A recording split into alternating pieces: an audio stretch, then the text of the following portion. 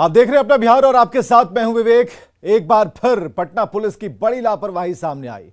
Patna civil court में पेशी के लिए लाए गए बारूद पहले ही फट गया, जिसमें जांच अधिकारी घायल हो गए हैं और इस घटना के बाद पटना पुलिस पर कई बड़े सवाल खड़े हो चुके हैं।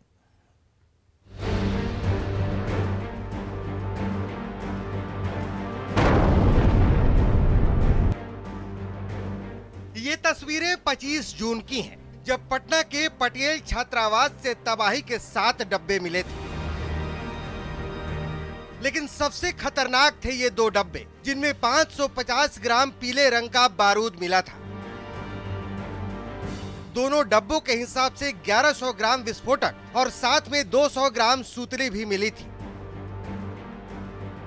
माना जा रहा है कि इन बारूद के डब्बों से अग्निपथ के नाम पर बिहार को फिर से धधकाने की साजिश थी। बारूद के इन्हीं डब्बों की जांच के परमिशन के लिए इन्हें लेकर बिहार पुलिस पटना के सिविल कोर्ट लेकर आई थी, लेकिन विशेष जांच की शाखा में बम टेबल पर ही फट गया। सुनिए इस घटना में घायल जांच अधिकारी मदन कुमार की जुबानी पूरी कहानी। बारूद बरामद हुआ था पटेल छात्रावास से, उसी को जांच कराने के लिए आदेश लेने के लिए सिविल कोर्ट गए थे, उसी पर फट गया। आपके मन में भी कई सवाल खड़े हो रहे होंगे कि आखिर कोर्ट में बारूद कैसे फटा, किस वजह से फटा, क्या बारूद अपने आप फट सकता है? इन तमाम सवालों का जवाब देने की कोशिश की पटना के एसएसपी मानवजीत सिंह ढिल्लों ने। किसको विधि विज्ञान प्रयोगशाला में भेजना होता है, जांच करवाने हेतु भेजना होता है, तो उसको प्रदर्श के नमूना को लेकर आए थे यहाँ से कोर्ट से परमिशन प्राप्त करने के लिए। और इसी क्रम में जब वो पब्लिक प्रोसिक्यूटर्स उसको फॉरवर्ड करवाने के लिए प्रदर्श को हाथ में पकड़े हुए थे, तो संभवतः गर्मी की वजह से जो फ्रिक्शन होती है उसके वजह से उस पर ब्लास्ट हो गया, जो डिब्बा में इसको रखा गया था। सफाई भले ही पटना पुलिस दे रही है, लेकिन सवाल अपनी जगह कायम है कि क्या पुलिस को यह अंदाजा नहीं था कि बारूद फट भी सकता है, क्योंकि ये वो बारूद था जिसमें अग्निपथ के नाम पर साजिश का पलीता लगाना था। जब विस्फोटक यहाँ पे सिविल कोर्ट में लाया गया था तो आखिर वो सुरक्षित क्यों नहीं था? सबसे बड़ा सवाल है कि अगर विस्फोटक पाउडर के रूप में रहेगा तो उसे कैसे ले जाना है, क्या इसकी ट्रेनिंग पटना पुलिस के पास नहीं है? सबसे बड़ा सवाल ये भी है कि बम स्क्वाड जो टीम थी उसे साथ में क्यों नहीं लाया गया, उसे आखिर क्यों नहीं साथ में रखा गया? जो पाउडर, जो विस्फोटक साथ में लाया गया था, वो विस्फोटक क्या सुरक्षित जो डब्बा होता है जो 3 लेयर का, क्या उसमें रखा गया था? अगर नहीं रखा गया था तो फिर इतनी बड़ी लापरवाही कैसे बरती गई? सबसे बड़ा जो सवालिया निशान खड़ा होता है कि पूरे विस्फोटक को एक जगह से दूसरे जगह तक जो ले जाने की जो प्रक्रिया है उसका पालन आखिर क्यों नहीं किया गया? और ये तमाम सवाल जो हैं वो बिहार पुलिस और पटना पुलिस के जो काम करने के जो तरीके हैं उस पे खड़े हो रहे हैं। दरअसल अग्निपथ के नाम पर बड़ी साजिश को लेकर आईवी तक ने अलर्ट किया था, बावजूद इसके पटना पुलिस ने इसे हल्के में क्यों लिया, ये एक बड़ा सवाल है। पटना से न्यूज़ 18 के लिए संजय कुमार के साथ रवि एस नारायण की रिपोर्ट। बिहार में कई नदियां बारिश के चलते उफान पर हैं। जलस्तर बढ़ने से बाढ़ का खतरा मंडरा रहा है। खेत खलिहान पानी में डूब चुके हैं, गांव तक में पानी फैल चुका है, सड़कें कई जगहों पर टूट चुकी हैं, जिससे ग्रामीण इलाकों में परेशानियां बढ़ गई हैं।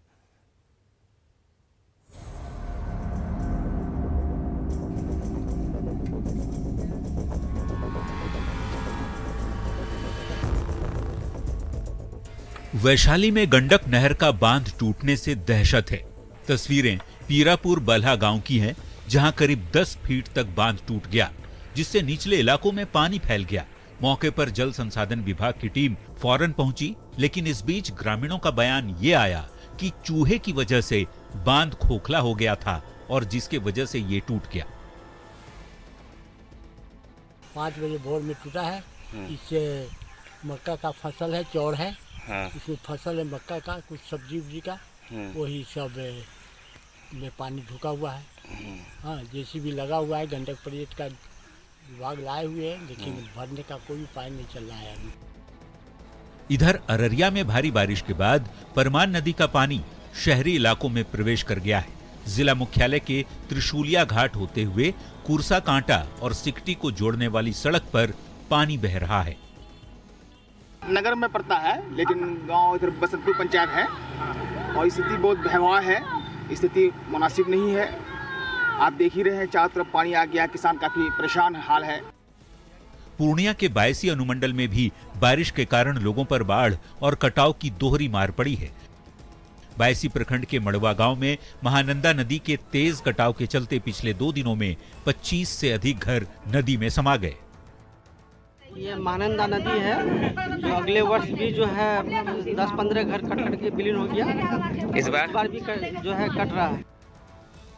तो वहीं मुजफ्फरपुर में बागमती नदी में जलस्तर की बढ़ोतरी के साथ ही किनारों में कटाव भी तेज हो गया है। गायघाट प्रखंड क्षेत्र के बेनीबाद के आसपास बलौर निधि, कांटा, पिरौछा, भगमतपुर सहित कई इलाकों में बागमती नदी कटाव कर रही है, जिससे लोग दहशत में हैं।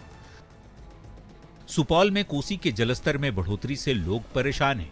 किशनपुर प्रखंड के मौजहा पंचायत के गांवों में बाढ़ का पानी घरों में घुस गया है, जिससे जिला मुख्यालय और प्रखंड कार्यालय से यहां का सड़क संपर्क टूट चुका है। लोगों की आवाजाही के लिए नाव ही एकमात्र सहारा है। रात से घुसा, परसों से घुसा है सर। अच्छा, परसों से घुसा है। हाँ। हर घर में पानी है। हाँ, हर घर में पानी है। फिर भी यहाँ देख रहे हैं, रह रहे हैं। कोई नहीं देख, बहाल करते हैं सर। तो बिहार के कई इलाके बाढ़ की चपेट में हैं।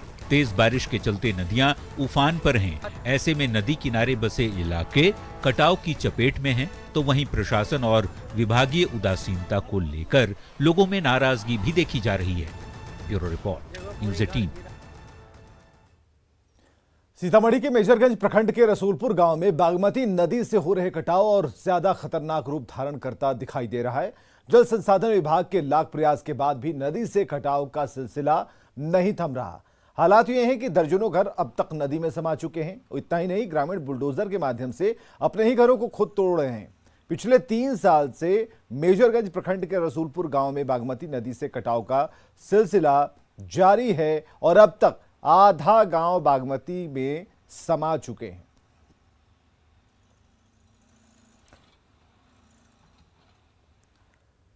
वैशाली में गंडक उफान पर है और बाढ़ का खतरा मंडराने लगा। गंडक बराज से छोड़े गए पानी से जलस्तर लगातार बढ़ रहा है, साथ ही कटाव भी तेज है। बलहा बसंता घाट पर सीएम के निरीक्षण के बाद कटाव निरोधी काम तेज किया गया, लेकिन लोगों का कहना है कि जो काम हो रहा है उससे कटाव रोक पाना संभव नहीं।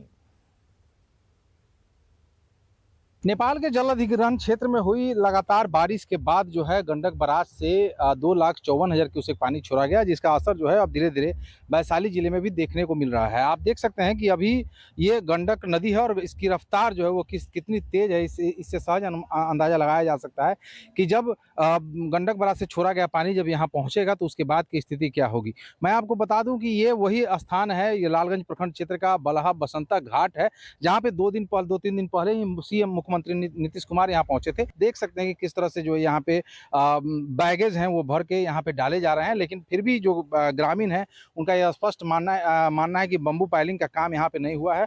ऐसे में देखना दिलचस्प होगा कि जब पानी का बहाव यहाँ तेज होता है और आने वाले कुछ दिनों में जब बारिश होगी तब यहाँ के हालात क्या बनते हैं और बांध कितना सुरक्षित रहता है, ये आने वाला वक्त नहीं बताएगा।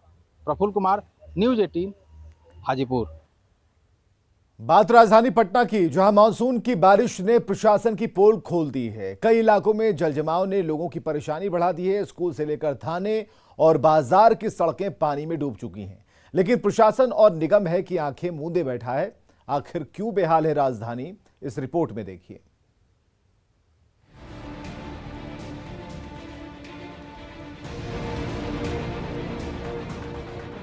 राजधानी पटना में हुई 2 दिनों की बारिश से कई इलाकों में जल जमाव की स्थिति दिख रही है। जल जमाव ने लोगों की परेशानी बढ़ा दी है। बांकीपुर के अघोर प्रकाश शिशु सदन विद्यालय में जल जमाव से यहां पढ़ने वाले बच्चे भी परेशान हैं। स्कूल में आयोजित कार्यक्रम की तैयारी भी पानी की भेंट चढ़ चुकी है।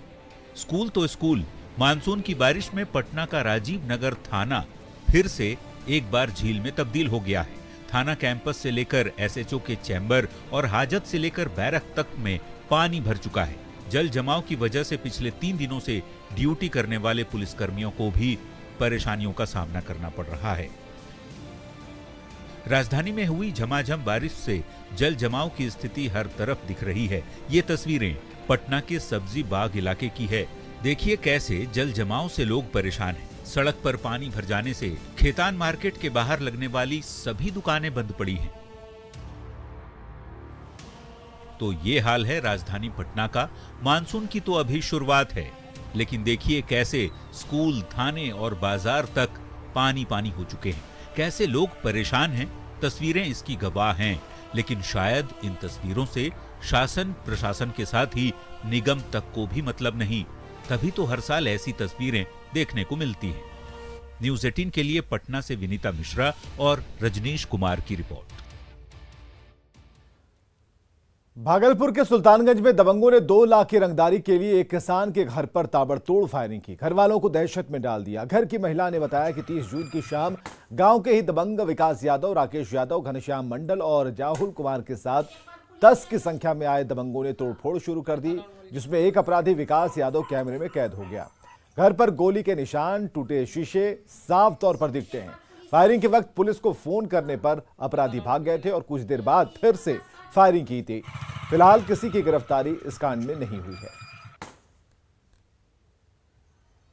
गोली चल रहा है, हम लोग डर से थाना न गए, बोले कि लिख के दीजिए। हम लिख के दिए हैं, जो गोली चलाया है हम लिख के उनके पास, दरोगा बोले कि हमको दीजिए, हम दिए। कितना देर बाद लिख के देने से? लिख के नहीं, जब आए तब दिए, फिर बंद हो गया, फिर चल गया। पुलिस जाने के बाद गोली चलाने का क्या कारण है? गोली चलाने का कारण है कि रंगदारी टैक्स में। हाँ, रंगदारी टैक्स और कुछ नहीं है, उससे हमको कोई झगड़ा नहीं। कितना का? 2 लाख पहले ही हम मीडिया वाला को दे रहे हैं। गोपालगंज में उत्पाद विभाग की टीम ने गंडक नदी में नाव से सर्च ऑपरेशन चलाया और बैकुंठपुर में देसी शराब नष्ट की। नदियों का जलस्तर बढ़ने के बावजूद दियारा इलाके में शराब के खिलाफ अभियान जारी है।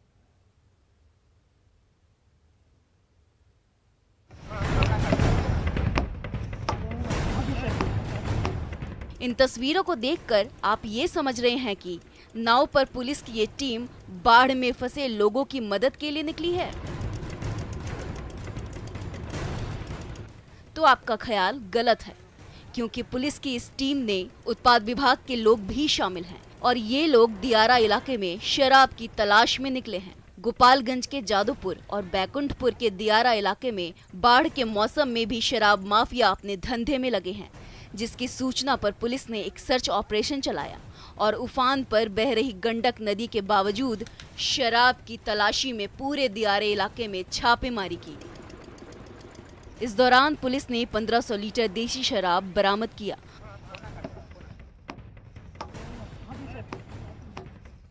और झाड़ियों के बीच देसी शराब की भट्टियों को ध्वस्त कर दिया। जेपी गंगा पथ का पाथवे अब तक दुरुस्त नहीं हो सका और पाथवे धंस जाने के बाद कल ही बीएसआरडीसी के अधिकारी पहुंचे थे, लेकिन वाटर लीकेज बताकर कंपनी को क्लीन चिट दे दिया था। अब तक सिर्फ गड्ढे भरे गए हैं, सोलिंग का काम पूरा नहीं हुआ। जेपी गंगा पथ का पाथवे धंसने के 15 घंटे बाद भी मरम्मती का काम जारी है। हालांकि जो गड्ढे थे जहां पर धंसा था उसे भर दिया गया है, लेकिन जो इंजीनियर हैं, ठेकेदार हैं, उनके लिए बड़ी चुनौती है, क्योंकि वाटर लीकेज की यहां पर समस्या है। अब भी जो सोलिंग है वो अभी पूरा नहीं हो सका है और एक तरफ जो है मिट्टी का कटाव भी जारी है। तो देख सकते हैं कि जो पाथवे बनाया गया था, जो पैदल यात्री हैं, जो फुटपाथी हैं, वो इसके सहारे सफर कर सकें, लेकिन फिलहाल यहाँ डैमेज कर दिया गया है। हालांकि बैरिकेड हटा दिए गए हैं, लेकिन जो इंजीनियर हैं और ठेकेदार हैं अब भी प्रयास में लगे हुए हैं कि पूरी तरह से ये दुरुस्त हो, क्योंकि लगातार वाटर लीकेज हो रहा है। और कल भी बीएसआरडीसी के सीजीएम ने ये कहा था कि रोटरी के तरफ से इधर पानी पहुंच रहा है और पानी की वजह से वाटर लीकेज हो रहा है। हालांकि मानसून की बारिश शुरू ही हुई है और निश्चित रूप से खतरा बना हुआ है, क्योंकि एक तरफ जहां देख सकते हैं वाटर लीकेज है, वहीं दूसरी तरफ जो है मिट्टी का कटाव जारी है। ये तो फुटपाथ है, ये तो रोड नहीं है ना। कनेक्टेड तो है नहीं, इसका कोई ये नहीं है, अप्रोच तो है। अप्रोच नहीं, ये देखिए मेन रोड तो वो है, ये तो रोड नहीं है, ये एक्चुअली फुटपाथ बनाने के लिए। गंगा पथ है, नवयुगा कंपनी है, जिसको ये जिम्मा दिया गया था कि पूरी तरह से 7.4 किलोमीटर जो गंगा पाथवे है उसे तैयार किया जाए। हालांकि जो इस वक्त आप देख रहे हैं ये पाथवे जो है दुरुस्त नहीं हुआ है। अभी भी इंजीनियर, ठेकेदार और जो लेबर हैं यहाँ पर काम में लगे हुए हैं। गारंटी नहीं है कि मानसून की बारिश जब पूरी तरह से सक्रिय हो जाएगी और जब जलजमाव की हालत होगी तो ये फिर से धंसेगा नहीं। रजनीश कुमार, न्यूज़ 18 पटना। बिहार में 9वीं क्लास में दाखिले के लिए प्रवेशोत्सव अभियान की शुरुआत की गई। 15 जुलाई तक चलने वाले अभियान का मकसद 9वीं कक्षा में छात्रों का नामांकन प्रतिशत बढ़ाना है। सरकारी आंकड़ों के मुताबिक 8वीं के बाद 18% छात्राएं पढ़ाई छोड़ देती हैं, जिन्हें स्कूल में लाना है। शिक्षा मंत्री ने कहा कि प्रारंभिक स्कूल की तरह माध्यमिक स्कूल से भी ड्रॉप आउट खत्म किया जाता है।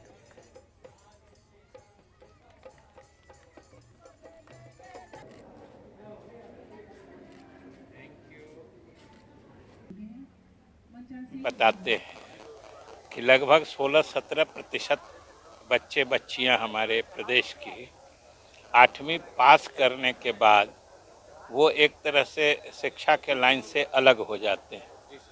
हम लोगों के विभाग ने और हमारी सरकार ने इसे चुनौती के रूप में लिया है और इसीलिए हम लोगों ने इसका प्रवेशोत्सव नाम दिया है कि ये एक सामाजिक उत्सव है। समाज को आगे बढ़ाने का, समाज के भविष्य को उज्जवल बनाने का ये उत्सव है। पूरे देश भर में धूमधाम से डॉक्टर्स डे मनाया जा रहा है। हर कोई बेहतर चिकित्सा सेवा देने वाले चिकित्सकों को याद कर रहा है। ऐसे में हम आपको पटना के ऐसे चिकित्सकों से रूबरू कराने जा रहे हैं जिन्होंने न सिर्फ चिकित्सा सेवा में अपनी खास पहचान बनाई, बल्कि कई ऐसे हैं जो राजनीति में भी राष्ट्रीय फलक तक अपनी पहचान बनाकर बिहार का नाम रोशन किया है।